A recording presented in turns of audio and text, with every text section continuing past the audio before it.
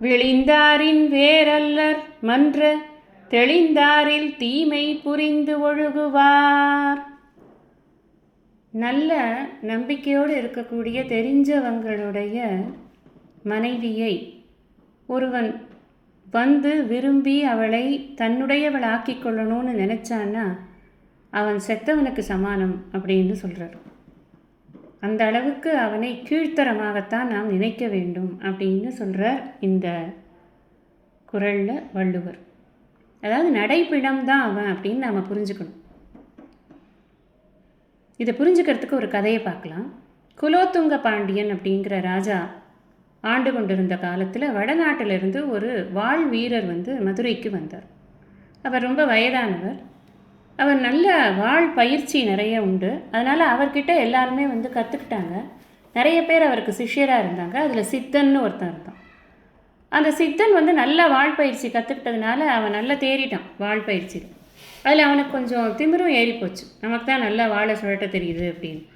குரு கிட்டேருந்து கற்றுக்கிட்டு குருக்கிட்டேயே வந்து நன்றி இல்லாத தன்மையாக அவன் நடந்து கொண்டு தனியாக ஒரு கூடம் அமைச்சு அதில் தனக்குன்னு சிஷ்யர்களை எல்லாம் சேர்த்து கொண்டு அவன் வந்து பண்ணி கொண்டிருந்தான். இந்த வாழ் பயிற்சியெல்லாம் சொல்லி கொடுக்குறது. சரி, அது கூட பரவாயில்ல.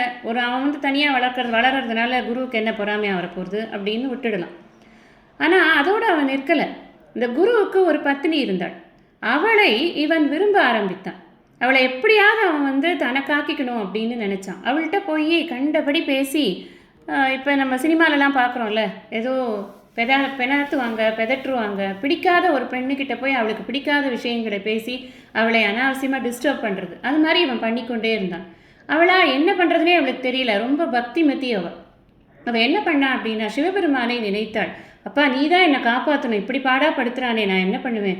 இவன் ரொம்ப தெரிஞ்சவங்கிறதுனால வீட்டுக்குள்ளே விட்டா இவன் எப்போ பார்த்தாலும் என்னை வந்து இந்த மாதிரி ஒரு தவறான கண்ணோட்டத்தில் வேற பார்த்து கொண்டே இருக்கிறானே அப்படின்னு அவள் வேண்டின உடனே சிவபெருமான் என்ன பண்ணுறாருன்னா அந்த கிழவனாக அவரே வருகிறார்.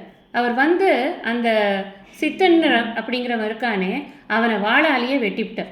வெட்டின உடனே அவன் செத்து போயிட்டான்.